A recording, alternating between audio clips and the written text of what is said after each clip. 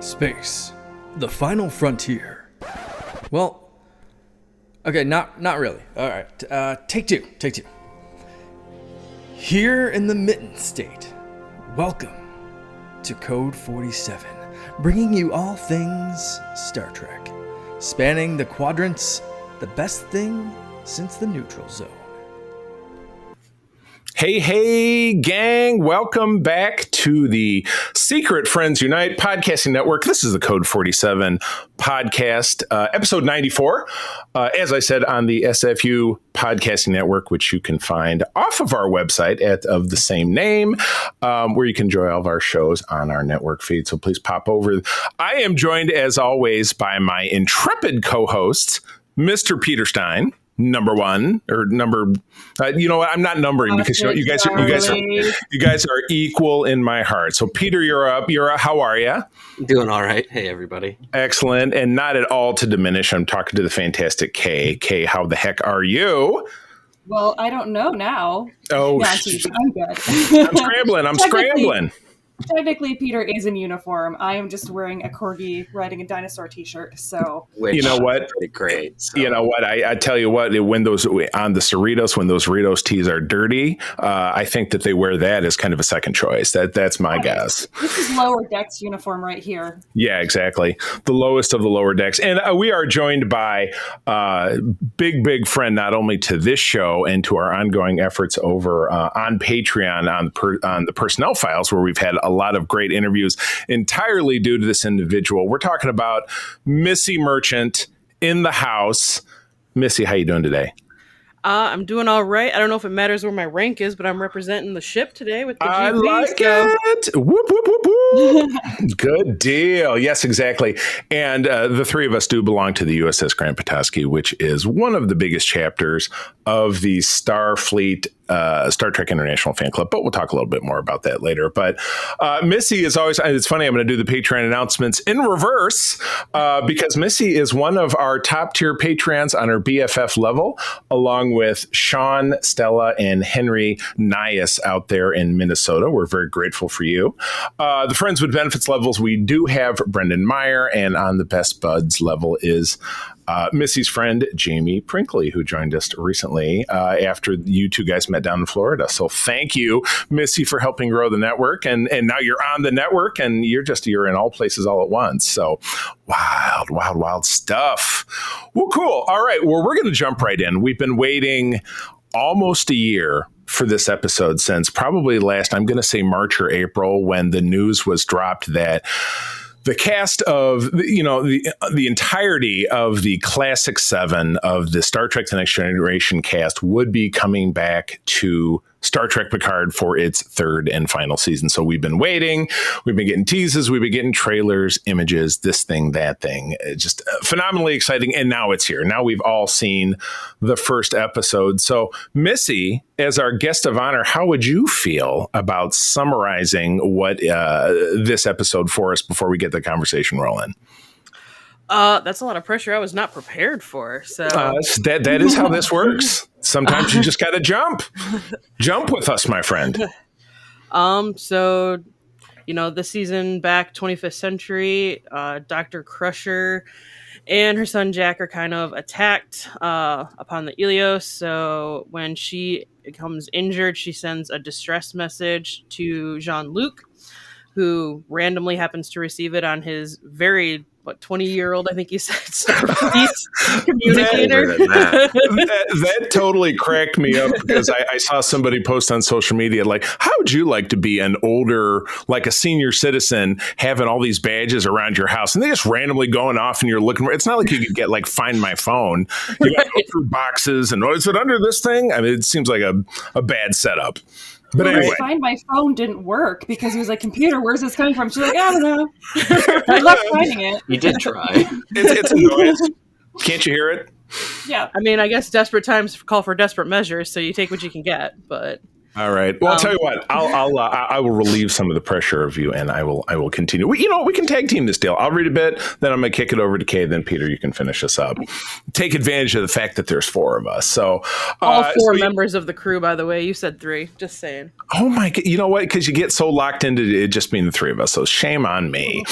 So anyway, Picard does find his old dusty comm badge, and later on, with the help of Will Riker, when they're sitting at Guinan's bar in Los Angeles, which don't get me talking about the fact that there really shouldn't be a Los Angeles in the 25th century because it got washed away in the 21st century.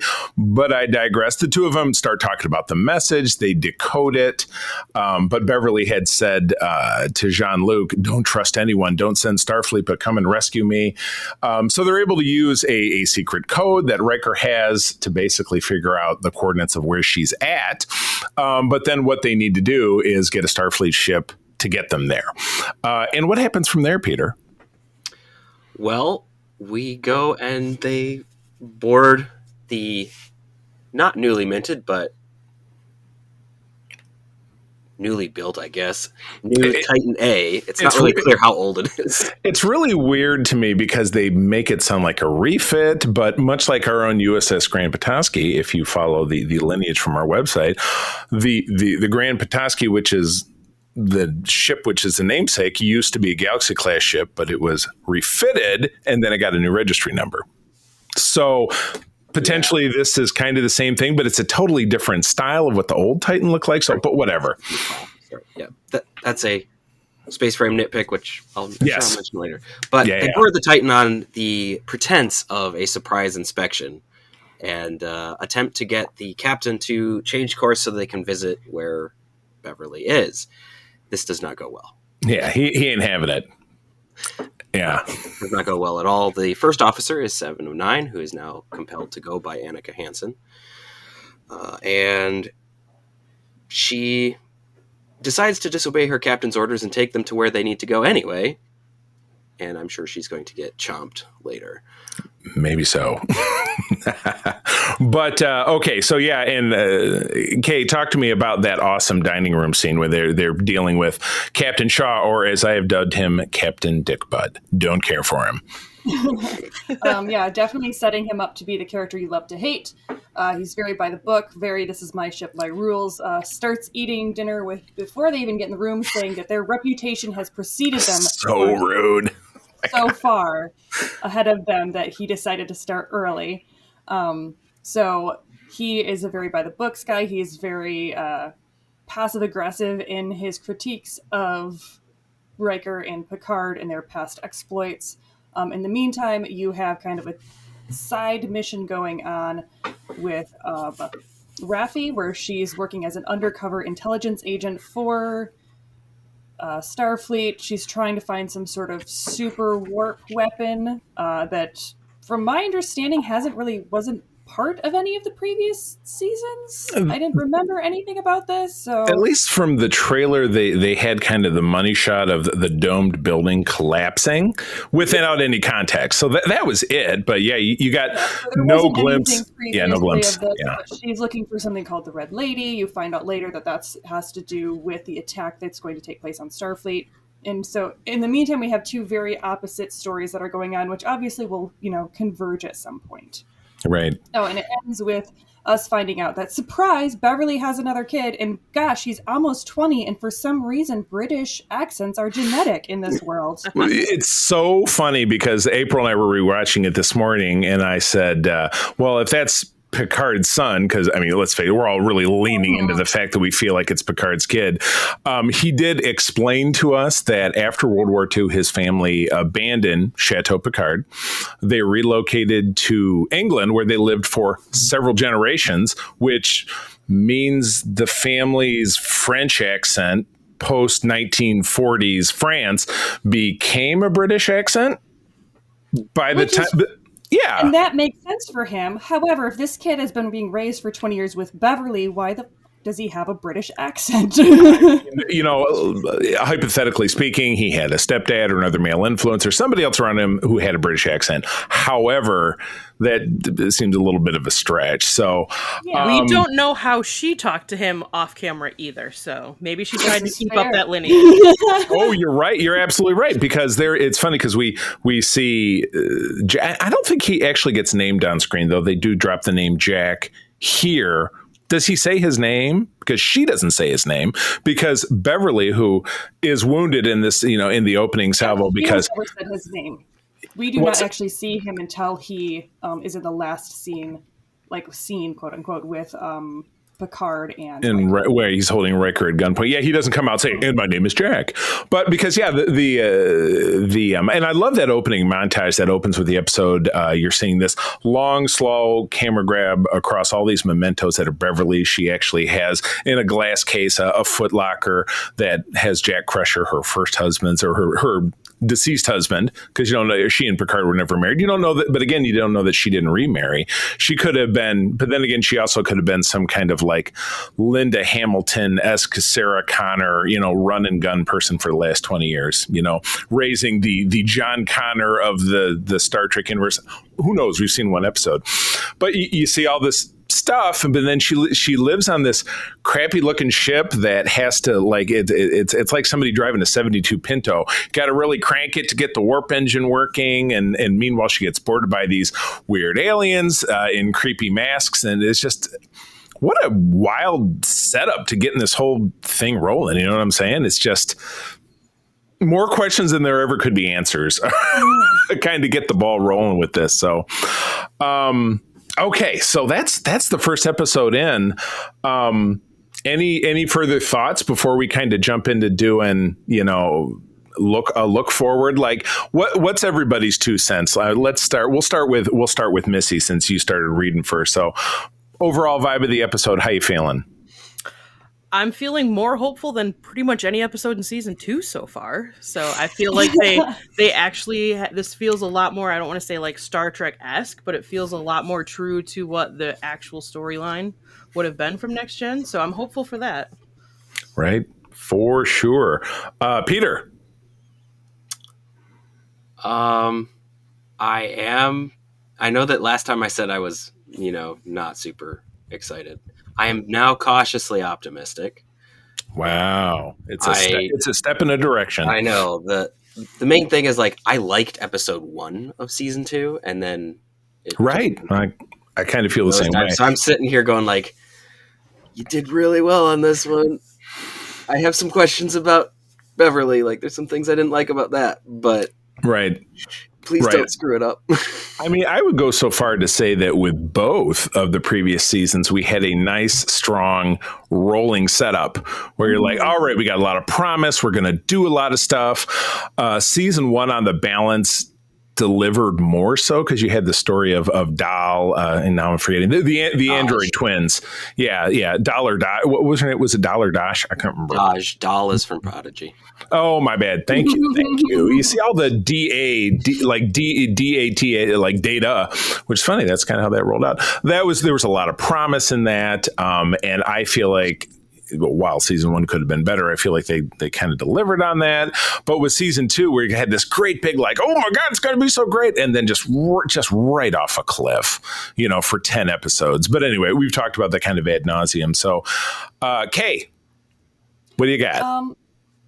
Yeah, I'm a little bit more critical than I was coming into it, because the storyline with Rafi seems very, very messy, incorporating her the way that they are. I wish that it would have been something where just on the news, it just popped up that they saw this happen, versus it being this weird, underground type of thing. And, they're having her, back again, dealing with substance abuse and being in an underground area. And I don't know if it's just the direction that they're having her do, the direction that they're giving her, but I just never really feel... There's just something about Rafi where I'm just I just can't connect with her as a character. I'm not sure if it's the acting. I'm not sure if it's the right direction they're giving, but everything always feels a little forced. So yeah, I'm a little I'm a little hesitant because it seems very sloppy with how they're putting these stories together, even though it seems interesting. So, Gotcha. and Okay. also this feels completely isolated from the previous 2 seasons. It does. So I'm like, where are you trying to bring this in? Is this going to be something that comes together? I mean, they didn't connect season 2 to season 1 at all. So I'm like, maybe this is just a whole new story, and the ideas that we were having, and the theory crafting of they're partnering with the Borg, so when when the Sentinels come back, Right. that'll be able to band together and show that organics and AI can work together. So maybe there's a whole new thing, but I really wish that they didn't try to build this weird. It feels very much like season 2, where they just had a bunch of threads unraveling all the time and they had no idea how to put them together. Yeah, well, there's that aspect of it. My initial thought, and Peter, you and I talked about this earlier in the week, is that for the TNG fan who's like, oh my God, I grew up like all of us. I grew up watching TNG and I absolutely love it. But, I saw that last movie, like we talked about Nemesis here on this program a few months ago, and it was just, we hated it. And after that, you were just like, I'm giving up on Star Trek. I'm done. And let's say they walked away from Star Trek for 20 years. This show came back on. They were like, well, should I go back? I don't know if I need another streamer in my life. But then this hypothetical individual hears a year ago, wow, they're bringing back all the TNG cast. Maybe they're going to get it right again. So they tuned in, but then they said, oh man, should I watch previous seasons? I don't have time, blah, blah, blah. And they tune into this episode. In a lot of ways, the somewhat tentative ties reaching backwards, Kate, to your point, to the previous seasons in some ways are not a hindrance. Like, okay, here's Picard. He's an admiral. They don't really make mention of the fact that he's a golem. He's an android. It's not important to the story at this point anyway. He's having a romance. He's living at home. Here's Riker. He mentions, that Troy and he has a child and they're back at home. And detecting a little marital discord there, he said, well, I'm sure that Deanna and Kestra would be just fine with time away from me. I was kind of like, what? They seemed really solid when we saw them before. So what's the scoop? Again, I don't know. That was just season 2 conflict for conflict's sake. Yeah, exactly. So or it's a misdirect.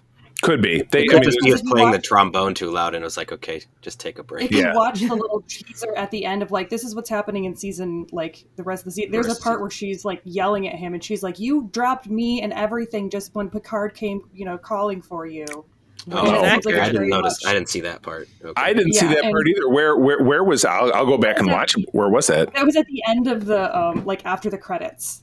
Really? Oh my God! You know what? You hear about something like that again, don't keep it to yourself, because I didn't know. I assumed that everybody else watched it because y'all are on top of stuff usually. I watched it. I just because the credits are rolling and then they pop out and they try to make you watch something else, and I'm like, all right, cool. Well, I'll turn it off. But I did watch The Ready Room, which I am never fond of, and I probably mentioned to all of you guys. I met Will Wheaton in Chicago at Mission Chicago. Thought he was a super great guy. His persona when he does that show drives me up the wall. Sorry, Will. I'm sure you'll never hear this show, but it just kind of. But anyway, I watched that because he had an interview with Gates and with Sir Patrick, and then he had Terry Matalas on afterwards. And Terry Matalas is the dude. I'm super enthused by that guy. And turns out he started his career as a PA on Voyager 25 years ago. He started as a lowly go get me coffee kind of guy, and now he's running Star Trek as a showrunner for this program. So I'm really, really enthused about that. So, okay, let's wrap this up with a series of 4 questions. Everybody gets one answer. We're going to go season look forward, hopes, fears, bold prediction, lame prediction. We'll start again in the fashion that we have. Missy, I'm going to toss you first. We'll go round robin. So give me a hope for season 3 of Picard, the finale, the final season. I hope that it doesn't turn into following in with the first 3 seasons. I hope it doesn't wrap up a tragic trilogy. The trilogy of tragedy. That sounds like what is that? Panic at the Disco? Wasn't that one of their albums? I don't know. I have no clue. Peter. I'm going to go full idealism on this one, and I'm going to hope that they do a good story with the crew, give them a good send-off like Undiscovered Country for TOS, and maybe set up the next generation of a new program. Yeah, that's my vibe as well. Kay. I hope that I get Worf for more than one episode. Yes, please. Because he's my favorite. I understand. And that they don't drop the threads like they did in the previous seasons, and they're able to keep it coherent. Too many threads on the floor. All right. I feel like the fear. Oh, and mine will be. I want a satisfactory conclusion that leads us to something greater that happens in this time frame, and that keeps our next generation rolling, because we've got that great spread of, we're prequel-ish, we're in between Quill-ish with TOS and the Strange New Worlds era. We've got things going on just post TNG with Lower Decks and with Prodigy, and then we've got the 32nd Century with Discovery, which I assume is going to potentially be the next thing we get back. So I would like to see something that happens in this super early 25th century time period that keeps some of this moment. If we get great momentum, that it keeps going, that doesn't go off a cliff. So fears, again, I feel like we're going to kind of have all the same fear, but Missy, go with the obvious if you have to. It's fine by me. Actually, my fear for this is that they're going to have some form of major core character death, but not so much that they'll have it, but if they have it and they have it so unnecessarily where it didn't have to happen or it was no point in the plot. Like Kirk's death in Generations. I fell off a bridge, or excuse me, I rode a bridge. Whee! Bridge on the captain, yeah. Bridge on the captain. Bridge. Oh, ouch. Okay, Peter, what you got? Can I boil it down to one? Yes, close your eyes. Use the Force. Sorry, wrong franchise. So my fear is that it's going to go kind of the same route as the rest of the seasons, where it has like some interesting ideas and then all of a sudden just drops them and forgets the characters and just kind of does its own thing. That's kind of my fear, is that we'll get kind of same old of, hey, here's a good idea, and soup sandwich. Okay. Yeah, definitely along the same lines of, I am very worried that they will do like they did in season 2 especially, which is betray the characters for the sake of moving the plot forward, where you end up with conflict and discord where there shouldn't be, because it isn't in the way that the characters would normally behave. Especially because you have very established characters at this point. Like, yes, it's been 20 years. The most established characters, really. Yeah. There's really, like, the way that they're setting up with Troy and Riker, I'm already like, that doesn't seem very much them. Like, especially when we saw, Diana in season 1, where she was like, why wouldn't you help him? Of course you would help him. It's Picard. Right, exactly. So, now she's pissed about it. Doesn't make any sense. So I'm really worried about that. Just like, yeah. And the whole Beverly, like, and nobody's ever heard from her in 20 years. That also really doesn't seem like her. Yeah. Also, that is my big fear, is that I was really excited to have her back, because I was like, cool, we're finally going to be able to see Beverly when she's not defined by her motherhood. And then the first thing they do is introduce a son that we didn't know about. Yeah. Not so much. Okay. Predictions. You know what? We'll boil this down for the sake of time. One, you can either have a bold prediction or a lame prediction. So we'll go with Missy first. I don't know if you want to qualify it as bold or lame, but I predict that somehow there's going to have the family dynamic between, like, this estrangement between parent and other children, between Picard and Raffi. And I don't know if it'll be, like, good that they're going to have this together, or if it's going to be like a way to drive a wedge between them more. That's my prediction. Is that going to be a key point? Gotcha. Closer together or further apart? Peter? I am going to lamely predict that we're going to get a tie-in from season 1 that they've been talking about with the murder bots from outside the galaxy, and that Lore and Moriarty are going to be involved to do some sort of dumbassery. Right. God. Because this episode didn't really even give you a tenuous description. So, okay. Yeah. Okay. Well, you were winding up. I could see you were like, Peter kind of stole my thunder, because they in that teaser they confirmed the Lore. Yeah. So I'm thinking that it's going to be a bold prediction. Hopeful prediction is that they are actually going to be able to still tie in these previous 2 seasons, because there have been references to the Borg. Mm-hmm. Like they had that captain's log message From about the Borg.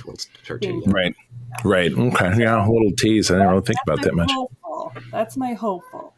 Right. And it was interesting. You're right. And that really ties back to, it's like, why is she listening to his, log from, 35 years ago? And probably because she's thinking about the Borg and thinking about tech, because she's on the run. And why is she on the run? So, yeah, you're right. I kind of roll everything you guys say in together, saying, yes, I fear that there could be something off character for the most established characters, and really all people who have had more screen time than the TOS characters, which were the most established and the most probably people outside of the franchise really think of Kirk, Spock, and McCoy. But those of our kind of muddled generation, because I'm the oldest and you guys are all in your 30s, that TNG is really the bedrock of how a lot of us became big Star Trek fans. So yeah, I am fearful that could be messed up as well. But like as I said, I have journalist friends. My journalist friend Kurt Krug, who's a member of the chapter, has got that media screener, watched it, and said it's great. It's there are some things, like Peter had mentioned, that I wasn't crazy about choices they made, but on the balance,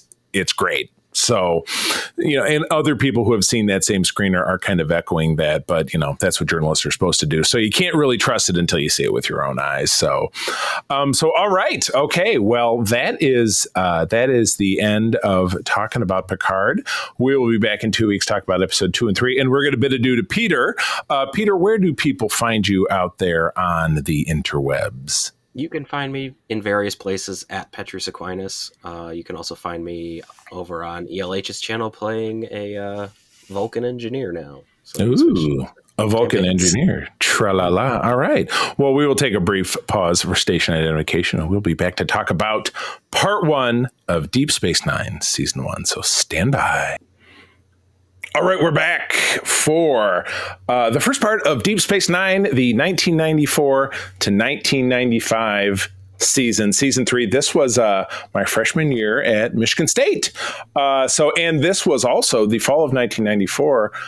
Because TNG had ended, this was a standalone series of Star Trek at that time until Star Trek Voyager started in January of 95. So DS9 was the only game in town. And to a lot of people, and it's funny because I just, in watching that recent Star Trek documentary of people who, I lived in a town that didn't have UPN, a lot of people thought Star Trek ended with TNG if they weren't avid fans, because it just wasn't that easy to find, because this was in syndication, but it's such a starkly different series than TNG. But again, that's why I loved it. So anyway, I'm going to get this kicked off talking about The Search Part 1, which was directed by Kim Friedman, story by Ira Stephen Bear and Robert Hewlett-Wolf. Those are two of the mainstays, kind of the bedrock dudes of Deep Space Nine, and teleplay by Ron D. Moore, who I am very excited, Missy, when we get to Vegas this summer, of meeting him. That's the first creator that I'm like, I really want a picture with him or an autograph. I'm going to do something, because I love this dude's work. Kay and I talked recently about his mini-series of Battlestar Galactica that started that show off again, and I love what he does. So anyway, Sisko takes the new USS Defiant into the Gamma Quadrant to find the mysterious leaders of the Dominion and to avert a war, while Odo is having a bit of a midlife crisis, or kind of a teenage freak out, whatever you want to call it. And he's drawn by instinct towards his home planet in the Omarion Nebula in the Delta Quadrant, in the Gamma Quadrant. Wow, we definitely got some changes in this one. Little tweaks to the uniform. The undershirts were super purple, which I thought was, I thought it was a weird look. That, and again, uniform nitpick, so it's like not to talk about the story, but I thought it was a weird look, and I don't know if it lasted the whole season. It certainly didn't last into the one after that. And we got the famous new comm badge design, which was done because Star Trek Generations, the first Star Trek film, came out that, I'm going to say November or December of 1994. So they wanted a new look in that regard, even though they stuck with the same uniforms. If you watch Generations, they're wearing both these uniforms which were super borrowed from the DS9 set. Riker is wearing Sisko's outfit in that. Geordi is wearing O'Brien's outfit in that. So it's just like, really, guys, you cough up a couple of extra bucks. And what a real bummer is that if you look at Star Trek Generations, any of the background, they had these really super cool new uniforms designed that went so far into production that there's a line, the action figures that Playmate produced for Star Trek Generation has them in these cool new uniforms, which is such a bummer. But anyway, I'm a bit off topic. This was a cool two-parter. Without a doubt, I thought this was a great way to start it. Season 2 ended with the introduction of the Jem'Hadar and the Vorta, who are, we find out through jumping ahead into the second part of this, are the, weird little critters that kind of purport themselves as being the heads of the Dominion, but they are not, because that's what gets revealed in this episode. So, yeah, guys, what did you think? Missy, jump in. I thought it was a decent start to the season. I liked how they kind of brought some of the changes about. As far as the first part of it, I'm not going to lie, one of my favorites is when they have the initial debriefing with Kira about trying to figure out if the Dominion attacks, what is the likelihood, how is DS9 going to handle, and basically the end result is we're screwed. We're effed. Yeah. Great meeting, guys. Thanks. We could have done this in an email. Another meeting that could have been an email. But no, and then of course Sisko gets to come in. I don't want to say necessarily to the rescue, but be like, but look at the new toy we have to play with. Let's talk about this and what this can happen with this. Right. Brought in kind of pointedly because a lot of people were like, what's the station that they have the little runabouts, but it's like being excited about owning a Volkswagen Passat. You know what I mean? Ooh, it's not the same as the Enterprise. So they got to get, basically the Cadillac or, the Suburban, if you will, like the big beefy, like ship with, pew pew explosion torpedoes and stuff. And yeah, I mean, it just kind of really to spice things up. So, and off they go. And we get our first real taste of Romulans in the series with Martha Hackett, who's the same actor who plays Seska in the first few seasons of Voyager, if you hadn't picked that out. So I think Martha Hackett's pretty cool. But this was her first introduction to Star Trek. And I think she made a great Romulan because, again, she's great at playing, kind of obnoxious, villainous characters. So it was a good fit. So, Kay.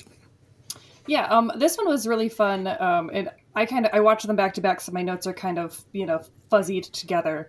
But I remember I was initially watching this and my first notes were, why in the hell is this so choppy? What is going on? Because you have just random okay, and Sisko's back. No explanation. Okay, got the ship. Okay, we've got then they're in the room and they're doing this stuff. And it was very, very, because I'm this feels almost like a dream sequence or it's not real. Something is crazy weird. And I'm this is really bad for kicking off a third season. And so I would say it's kind of gutsy for them to roll with this as their first episode because you find out later that you're basically seeing all this stuff from the perspective of them as they're in the dream tank in the second part. Yeah. And so then all of that makes sense as you're oh, okay, that wasn't just really bad directing. There was a reason for it. Right. And I'll tell you what, just to simplify things, I mean, part 2, which is a direct continuation, because at the end of part 1, we end up with Odo and Kira have escaped in a shuttlecraft after the Defiant was found and attacked by the Jem'Hadar. I'll just go ahead and read this. Part 2 is directed by Jonathan Frakes. Yay.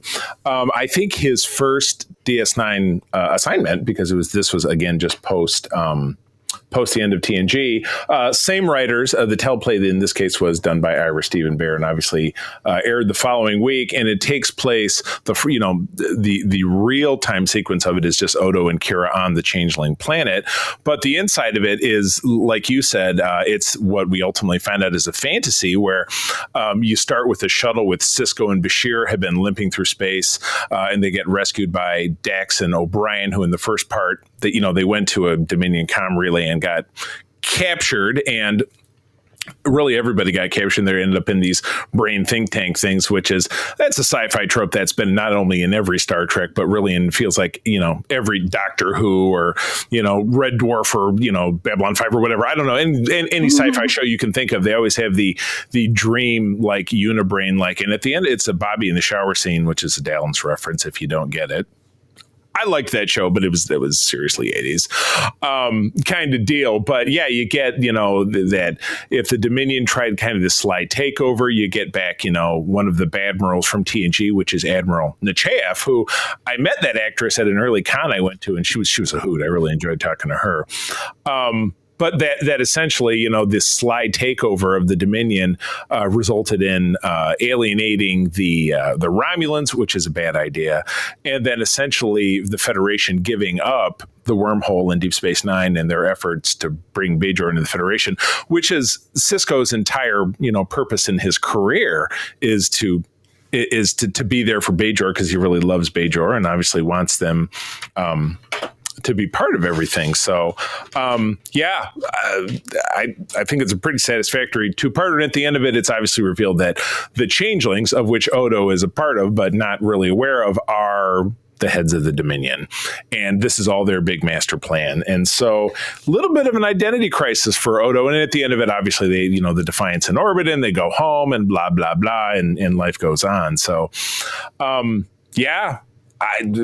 to me, it's a classic, but obviously, yes, it functions better as a single parter, as every cliffhanger does. So, other thoughts, guys?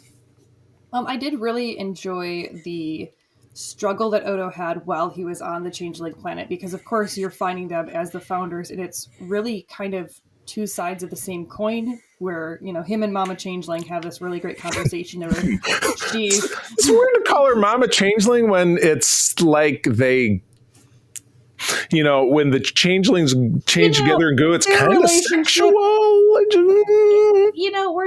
We're gonna, she refers to him as a child several times, so it's very sexually confusing. And again, as the series goes on, during the whole Dominion War arc in season 6, when they're on this, they're on the station because Starfleet is pulled out. I hated to say pull out. Sorry, that's a bad reference. Where this is going, especially with Mama Changeling. There's a lot of sexual confusion with Salome Jens, who plays the Mama Changeling, and her relationship with Odo. But but anyway. I think it was based off of the dialogue. It seems like it was supposed to be played off more of the mother-child relationship. But yeah, I will agree. Like, their weird hugging and stuff. I'm like, is this like mama or like mama? Like, what is going on here? So Mama. We'll leave what people think as far as her name, Mama Changeling, what that mama means. Okay. Mama Mia. That's what that means. Damn. Back to my original point. By all means.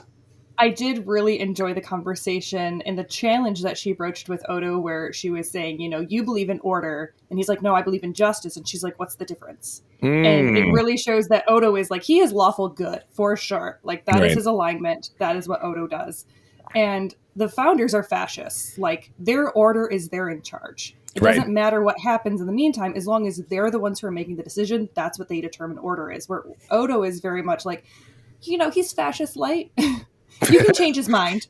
Like Bud Light? Yeah, okay. Yeah, exactly. Odo Light. And he definitely is a stickler for the rules. Like, he sometimes, is a little bit too harsh with the way that he wants to penalize people, very cop friendly, but also knows where to draw the line and will listen if someone is like, hey, Odo, like, we need to consider this. And it's never something where even when the Cardassians were in charge, he never saw the Bajorans as any less, and he thought that they should be treated equally to the Cardassians. Right. Well, Missy, your thoughts? Well, just roll it all in to the two-parter. What do you think? Good way to get things rolling, as being DS9 being kind of the only game in town for the 3-month period until Voyager came out.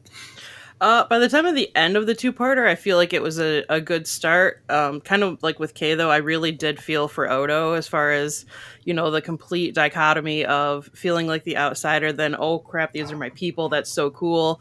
Crap, they're actually not that great, so maybe I don't need this toxic family, so I'm just going to step back where I was anyway. So there was a lot of boundaries in that. Yeah. In essence, he learned a lot, but he learned that, what I got going on is pretty okay, and let's just,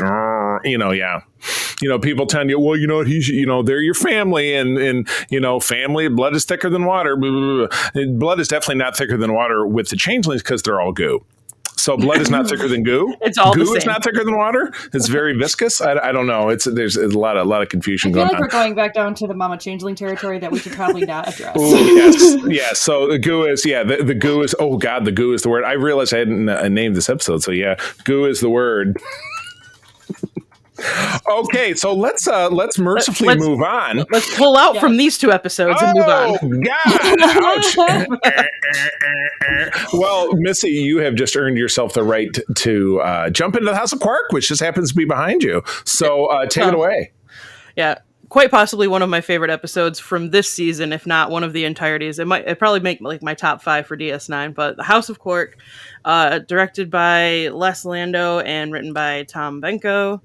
And it starts out, as many of Quark's scenes do, in his bar, and he is kind of deciding what he's going to do with this overly obnoxiously drunk Klingon, Kozak, who feigns an attack. I will say feigns an attack on Quark, because we can't really say actually tries to attack him. Ends up killing himself by falling in much probably the way that my Klingon death would look.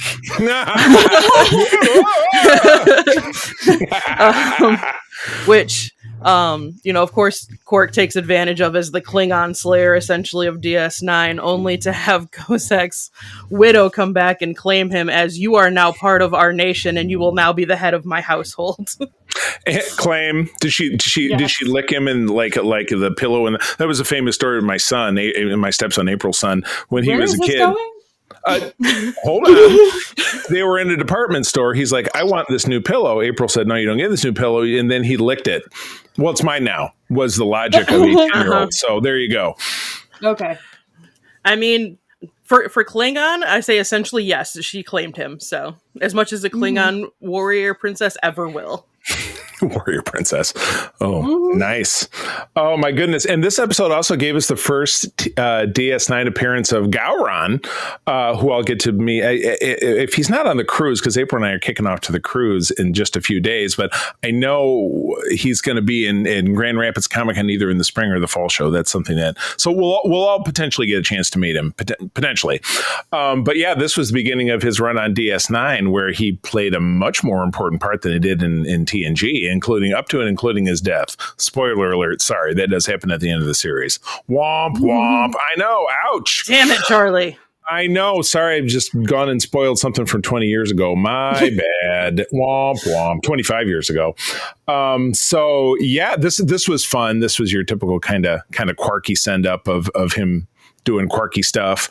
The elder in the house was an actor that guested from the original series. He was in that great, if you remember, it was the Gamesters at Triskelion. It was like, I'll bet 20 Quatloos on the newcomer. Okay, you'll have no idea what we're talking about. Never mind. I do not know. Don't worry about it. But yeah, he was one of several, and then we also get him back. Out and I'm like, okay. Yeah. Dude. We also get him back in Voyager playing a Vulcan elder who advised Tuvok when Tuvok was a teenager. So, yeah, I love seeing those weird like guest stars getting sucked back in to these kind of like Diana Muldaur, who's Dr. Pulaski. It was a couple of different characters in TOS. So anyway, any other thoughts about this before we move on? Yeah, I gotta say I'm obsessed with Grilka, and we needed an entire spinoff series with her. 100%. Right. I want the House of Grilka, just that. And I think that as much as fabulously awesome, because Missy hit the nail on the head as far as like this is peak DS9, definitely top episodes for me. They do the nice thing that is really great with DS9, where there's 2 kind of parallel storylines where you have, Quark finding himself in this, definitely not working out relationship. Definitely opposites attract, not really great. But then at the same time, you have Chief O'Brien and his wife, and as he's like, school closes down, she's dealing with depression and feeling, very, very useless. And he is desperately trying to figure out like what he can do to help her out with that. So you come in, and I think it's just a really great way. And I think that he comes in for, Best Husband Award. And I think Rom comes in for Best Little Brother Award. Aw, totally. Yeah, you're right. I totally my brain kind of blanked out on the dead Chief O'Brien side story, but that was awesome. Good stuff. All right. Well, Kay, it's your turn. Episode 4 is yours. Yeah. So we have Equilibrium, which was directed by Cliff Bole. You have a story by Christopher Teague. that's right, Teague. Yeah, teleplay by Renee Echeverria. And it aired October 17th of 94. And this is a secret from Dax's past, could mean the end of the current host's life. So this, again, I love Dax and everything about them and her race. And so it was really great to see kind of like the dirty underbelly of everything that was going on. Yeah, you're right, because it's very skeevy. Yeah, Dax gets these memories that she can't explain, and this leads him back to the Troll homeworld, so she can go to the big doctor, and then immediately there's a conspiracy that ends in finding out that the Dax symbiote had been host to basically an unworthy. I don't want to use the word donor, an unworthy pairing. Host in the distant past, who the guy turned out to be a murderer. And they were like, we're going to erase those memories, because if people knew that our, screening process wasn't as good as we thought it was, we're screwed. Because then symbiotes will basically, they'll be on eBay. People will just be buying and selling them. It'll be a mess. Trill eBay. Ooh, that could be another name for this episode. I like it. Fun fact, before we get kind of Missy's thoughts, is that this is the episode canonically, stardate wise, that it coincides closest with the beginning of Star Trek Voyager. So at some point during this episode is when Voyager kind of passed through and then went on to end up in the Delta Quadrant. If you look at the star dates, if you're a nerd like that, which I happen to be. That was my fun fact. Missy, your thoughts? I liked this episode as far as with the counselor, the psychology brain, working between Sisko trying to figure out whatever he can do to save the old man and to save his new crew member, but at the same time you have the doctors being like, we screwed up so bad, we have to just get rid of this. Yeah, right. Give me my shovel. Right. Right. We tried to kill this the nice way. Now we're going to have to do it the not nice way. But I mean, if you look at it at baseline, it's an ethical dilemma for both sides. So how otherwise do you come to this conclusion other than ultimately, obviously they save it so everybody can win. But right. I like that. I like the mental dichotomy of this is an ethical issue, not only for one side, but for both parties. And they're both doing what they think and what they feel is best, even if it's not on both sides. So I like it. Very Star Trek, where it's like no one's really like wrong per se, but we're rooting for one side because we're familiar with their story more so than the other. Correct. But you can also take a step back and be like, but I also kind of get where they're coming from. Right, exactly. Like which is the beauty, the absolute beauty of Star Trek and kind of how they do what they do. So, I totally agree. So, cool. Missy, you feel like, no, now it's my turn. Now it's my turn, damn it. Episode 5 is Second Skin, directed by Les Landau. Robert Hewlett-Wolf did the writing from October of 1994. Kara kidnapped by Cardassians. So that really rolls off the tongue. I like that. Surgically altered to look Cardassian, told that she is actually an undercover Cardassian agent. So great episode that actually does end up getting a sequel in season 5. But she is rumored to be this. Oh my God! And I'm going to draw on a blank. What's the name of the character? What's the name of the character they're telling her that she is? Make me click on the link. Oh, good. I did link these. I'm so smart. Yeah. I know that. Ileana, is it Ileana Gamora? Yeah, because it's Legate Gamora, who's is the character's father. He's a Cardassian political bigwig, so he gets she gets nabbed, and what we find is surgically redressed, even though they're telling her, well, we just restored the way you're supposed to look. And obviously with Cardassians in general, the whole thing is a flim flam, and it's basically a big political exercise, because it's one dude trying to take down this Legate Gamora because he is actually a political dissident, kind of under the radar, and the Central Command wants to expose him, and so they use this thought of his lost a daughter to try to do that. And in the end of it, Kira figures it out and figures out that the whole thing is BS, just in time for our heroes to show up and rescue him. So we get a lot of nice Garrick this is Garrick's first trip back to Cardassia during the series. And, in the end of it, Garrick gets to shoot the bad guy, which is awesome because, it's always good to see Garrick being Garrick. But this is cool. I love the Cardassian episodes because they're so layered in the way that they're, it's the snake eating the tail. They're always trying to find ways to screw each other over. ever, even when you find a Cardassian who's essentially a good guy, the way that this Legate Gamor is. So, yeah, I loved this episode. I thought it was great. And again, it got a sequel in season 5, but you never really found out what happened to Ileana. I'm sure she died, and never necessarily resurfaced, because even in that season 5 episode, so 2 years, chronologically after this, she has still not been found. So I don't know. What did you guys think, Missy? I found this one pretty interesting. Again, from the psychological standpoint, smacks of Stockholm syndrome. They have Kira. They've, restored her to her former Cardassian self, so they say. Mm-hmm. And, we don't know an exact time frame. She's down there more than, 43 minutes, obviously. But by the end, to be actually like, I was solid in that I knew who I was. I knew the core. And then now, like, crap, am I actually, like, where is this part of me that I can't unlock? Why can't I get back to these core memories that I have if I really am this Cardassian that I'm supposed to be? Right. So I like that. I like the mental play. The mental play of Star Trek is always fascinating to me. Right. And nobody does it better than the Cardassians, particularly by, back in TNG with Picard, and there are 4 lights, in the chain of command. So, yeah. Most def. Kay? Yeah. Again, like you were saying, Cardassians I really appreciate how fully realized their culture and their psychology was.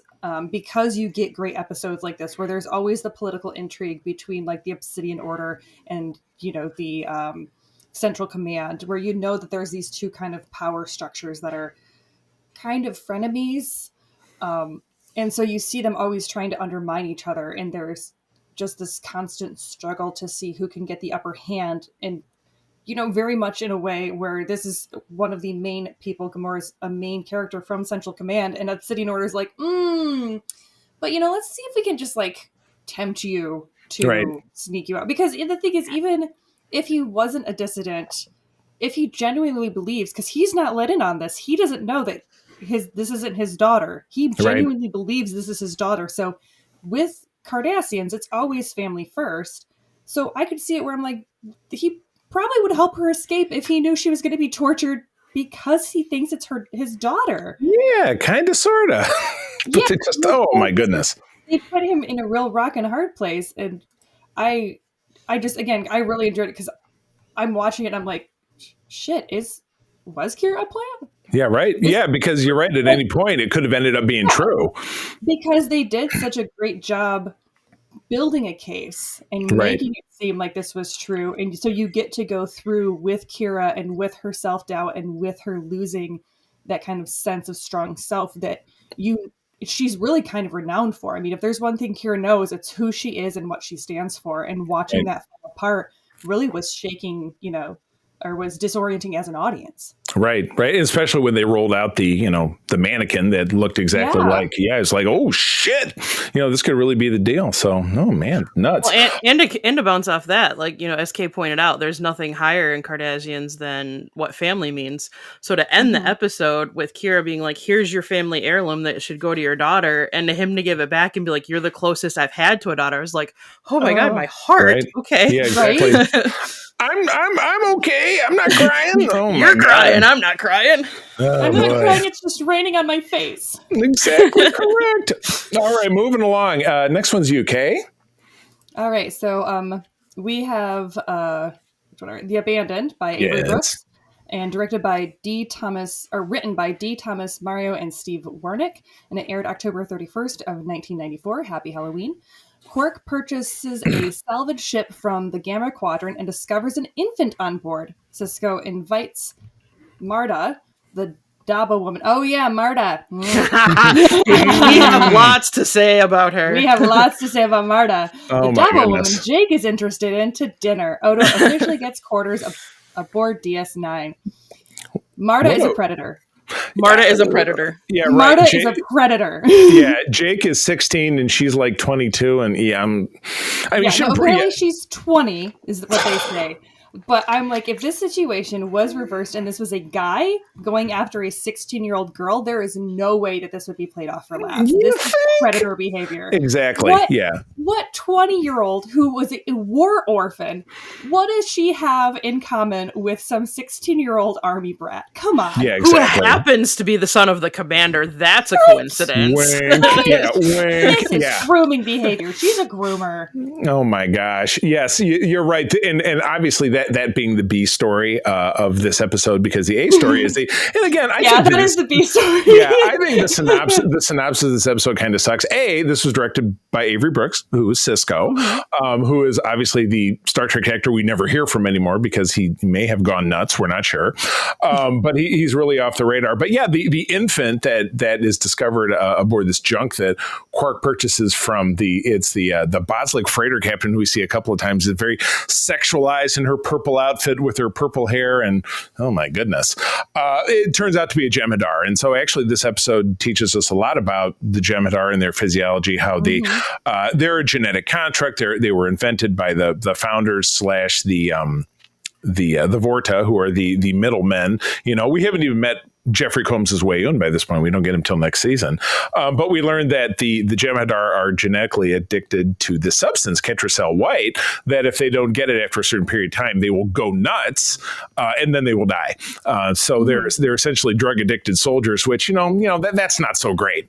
So yeah, you're right. Right back to the fascism of the Dominion and of the founders, because, it's the ends justify the means. We need, deeply loyal killer soldiers. So let's invent them. And then we'll invent this chemical that causes them to be completely obedient to us, or they're going to die. So, we learn about this. The young Jem'Hadar is played by actor Bumper Robinson, who was in a lot of different stuff in the 90s. He played one of the Jackson kids in the movie about the Jackson 5, which was a favorite of mine. It was a TV movie on ABC, but you've seen him in a ton of stuff. He was in one of those really bad 90s Fox productions, the X-Men. I think it was Generation X, if you've ever caught that. Probably, I don't know if that's on your guys' radar, but when Oxford and I were at MSU, that aired, and yeah, he was one of the, I don't know, all the little, if Todd was on, he could tell us, but that's what I remember him from. And he was in some other sitcoms and stuff. So just a very recognizable dude.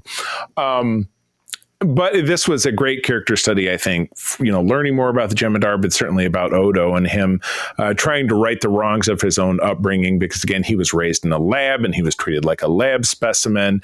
And it took some time for him to make amends and kind of organize his feelings about Dr. Mora, who is the scientist who studied him when he was growing up. So he was like, I can do it better. I can be a better dad to this Jem'Hadar kid. And ultimately, he can't, because it just doesn't exist. The Jem'Hadar are genetically designed killers, and there's no nature versus nurture. It's all nature with them, is what we find out, which is kind of a bummer. So psychologically, Missy, speaking psychologically, Missy, blah, blah, blah, I can do words.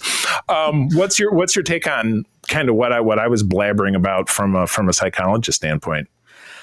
Two parts to this episode from a psychological standpoint. The first, as far as like with the Jem'Hadar being these neurocompound dependent warriors, it's kind of, there's the ethical battle that Odo had with Dr. Bashir of like, well, why do I want to give him this chemical? Well, because if you can't see, he's dying, he's in agony. Like, as a doctor, how can you not give him something to help him exist and help him exist pleasantly? That's kind of the moral battle that people have these days. And I'm going to go total psychology with like methadone and opiate programs, in that, yes, it's something that, is it technically still a substance, but is it better than nothing else? And will it actually help them? Sure, it will. So there's a big moral ethical dilemma with that. I like how Star Trek tries stuff into real life, but the Odo plot line for this, trying to help, I can help condition this Jem'Hadar, or decondition this Jem'Hadar from being his warrior self. I really feel for Odo again, because it seems like every episode Odo gets like this little carrot of like, look, you can do something really good with who you are, but just kidding, you really can't, and you still have no idea what you're really going to do. Gotcha. Exactly. Oh, you almost had it. Was that one of those old State Farm commercials that I had exactly on the end of? Yeah. Oh, you almost got it. Exactly. That's what I thought of. It's like, every episode I feel like poor Odo. One step forward, 3 steps back. The effort that he put in was kind of downplayed because you get the end scene with him and Kira, and he just tells her I was wrong in reference to him being able to help this child kind of overcome the genetic modifications and grooming that they've done for him, and it's again 2 sides of grooming. I'm gonna throw that back in there, but I think in a lot of ways he did help him because he taught him the individuality and the fact that he has a choice to do what he wants to do. And in the end, he chose to go back to the Jem'Hadar and to go back to the Gamma Quadrant to fulfill what he thinks he was supposed to do. So I think that for him Odo to just be like, no, I failed. I didn't succeed. It's like, no, you still taught him individuality and he still was able to make that choice, not because he felt he had to, but because he wanted to. All right. Well, and also with that, one of the things that I thought when Odo said that to Kira is, did that also kind of hark back to his own self of, I made the wrong choice. Like, did I make the wrong choice not staying with my people? And did I make a mistake coming back here because I haven't been able to actually be of benefit at this point in his mind? So that was my thought. Yeah. Right. For sure. That's a really good way to look at it too. I love it. Well, cool. All right. Let's wrap this up. I'll take this one on. Episode 7 of the season is Civil Defense. Civil Defense, better than Civil Offense. Directed by Reza Badile, who's a name I'm not familiar with. Written by Mike Crone. So you got two people who are not endemic to the series, which sometimes can give you a great script, sometimes can give you a bad script. This is from November of '94. The station is locked down after Jake, O'Brien, and Cisco accidentally activate an automated Cardassian security program. And like I said, this is a great episode that has spawned a wealth of memes out there on the internet with the Kira holding the phaser and with the screen of Gul Dukat saying, "Attention, Kenshin Bajoran workers," and then put something else underneath. The program's counterinsurgency measures keep escalating until it initiates an auto-destruct. Gul Dukat beams on board but is unable to stop the self-destruct sequence. Dun, dun, dun. So, like I said, great episode for all the memes it produced. But at the time, it was it was kind of a weird one, but you get a little bit more Garrick interplay. You get, I think, the second time you end up seeing Dukat and Garrick in an episode together, and you get a little bit more flavor of how interconnected and terrible their history is, because Garrick, of course, was an agent of the Obsidian Order, which is the Gestapo of the Cardassian intelligence agency. And at some point, Garrick was responsible for imprisoning Dukat's father. And so, yeah, not a lot of love going on here. I think that Garrick to that would respond, was I? Me? I'm a simple tailor. What an imagination you have, Captain Cisco. What a story. I've never heard of such a thing. Yes, exactly. I'm impressed by your imagination. Always what's true is everything is a lie. Or what is the famous interchange they have? So is it all truth? Yes, especially the lies or something. Now I'm screwing it all up. My bad.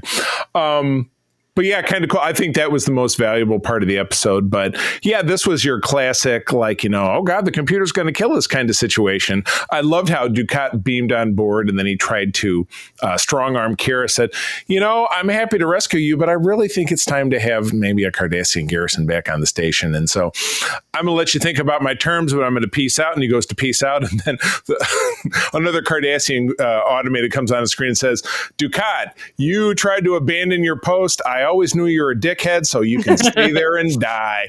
Captain always goes down with his ship. Yeah, exactly. Boom. Deuce, bitches. Quite literally. Yeah, exactly. So, in the end, obviously you get the, O'Brien and Cisco at the last minute figure out how to move all the little thingies around so that the destructo beams fire off into space, and you know how it goes. But yeah, I don't know. I'm doing all the babbling here. Missy, what do you think about this one? My notes for this one is I retitled it "Every Toddler Ever." Even that is the name of the episode. How did you know that that's what I was typing? Even looking past, potentially an overused sci-fi trope of like the computer or the ship takes over and we have to battle the technology. Oh no, the holodeck! Damn it! Damn it, Dave! Why do you always do this? It's like it seemed like at every turn it became so predictable. It's like, okay, what are we supposed to do? We're gonna do the exact opposite and see what happens. It doesn't matter if it's Cisco's orders, if it's what the computers. Yeah, it's like you're gonna stay here. I'm gonna immediately follow you on your coattails, or you need to enter this code. Well, I'm gonna try and hack it so I don't have to do that instead of just entering the code that I need. Let's just see what happens. What do you do? Don't shoot at that. I'm gonna shoot at it for 5 times and see what. It's every toddler ever. I'm gonna do exactly what you know I shouldn't do. Oh, and yeah, every toddler ever. I love it when we have a guest on and they so aptly name the episode. Nailed it. Oh, good stuff. Kay, do we get your input on this one? Yeah, I just thought, I mean, this is kind of redundant because technically every Star Trek episode is a ship in the bottle episode, but this really felt like a great ship in the bottle episode because everything is so contained and you've got these little kind of parallel stories going on where they're all being impacted by the same thing, but they're all trying to figure it out in different ways and they can't communicate with each other. And so it was just a lot of it was weirdly fun despite the really like quote unquote high stakes to it. Right. Again, I loved the fact that Gul Dukat just totally got his ass like schooled. It was dude so comes on. great. Dukat, you suck. And right? You can die now. It's just one of those again, and Dukat is just such a great villain to hate. Like you just love to hate him, and the actor does such a great job of, really playing into that because like he's just a skis ball and you know it. And that actor's fully aware of the fact that he's playing a skis ball and he leans into it. And so it's just, again, and I'm always for more Garrick. Always. So I fully enjoyed this episode. I think honestly the entire 7 episodes were very, very strong. It was a really great start to season 3. Yeah, this was a great block. And as we always do with the block of episodes, let's have a favorite and a least favorite. And Missy, I know you're not prepared, but I know you can think on your feet. So go for it. I mean, if I have to say, I'm going to probably have to go with the House of Quark. Just think? Really? Are you sure?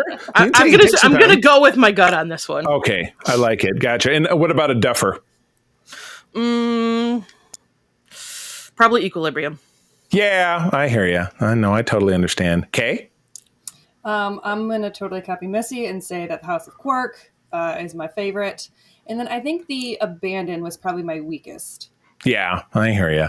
I love the epicness of The Search Parts 1 and 2, which I really consider a single episode just because it set everything in motion that really capitalized on the rest of the series. And yeah, I agree that Equilibrium was kind of meh, it was okay, but also it was just, I don't know. But again, it's such a strong crop of episodes that it's tough to really even say that one of them was bad because they were so darn good. It was a great start. So, well, cool. Well, gang, that is all the time we have. Missy, thank you so much. This was awesome. This is the first of many appearances that I predict for you on our regular programs. You've been all over the Personnel Files on Patreon, getting us those awesome interviews. And then you and I are going to be doing an upcoming string of episodes over on the Facts of Geek Life, talking about Quantum Leap, and then probably some other shows from there. So, but in the meantime, where do people find you out there on the socials? You can find me on most socials, especially I'm most active on Instagram at MamaMerch33. Nice. Good deal. Okay, what about you? You can find me on Twitter at QTGeek. That is Q_T Geek. And you can find me on Counter Social at K Quinn. And that's KAE Quinn. Awesome. I forgot to read the outro, but we'll do that in a minute. But you can find me over on Twitter at the C3. My lovely wife, April, and I do run the USS Grand Petoskey, which is, it's funny when I always say that, I always look at the picture in the corner that I have of our senior staff, and I don't have that anymore because I'm in my new studio. So I'm going to have to find a new focal point. My new focal point is the wonderful print that Missy had made of April and myself with my late son, Parker. So there you go. Missy, my new focal point is because of you. But anyway, the USS Grand Petoskey can be found at a website of that name, one of the largest chapters of the International Star Trek Fan Club in the world, based right here in West Michigan. I also run Region 13, which is Michigan and Eastern Canada. So if you're a Trekker listening to my voice in that area, drop me a line. We would love to help you find a chapter. And then finally, so we'll circle this back. Katie, you always do such a great job of our outro, so go for it. All right, well, you can find us online at secretfriendsunite.com for all of our episodes, additional content, and bios, and our Secret Friends Unite Network stars. Dun, dun, dun. Friends, thank you for joining us. I'm going to say, as always, that sharing is caring, and keep on trekking. And wherever you go, go boldly. And may you always find... This podcast is part of the Secret Friends Unite podcasting network. Visit secretfriendsunite.com for more great shows, articles, news, reviews, and more. Secret Friends Unite podcasts are available on Apple, Google, Spotify, and other podcast services around the world. If you'd like to be part of the conversation, you can join us on Facebook or our new Discord server, or follow @SecretFriendsU on Twitter. Please subscribe to Secret Friends Unite on YouTube and visit our merch store at tpublic.com. Just search Secret Friends Unite. Thanks for listening.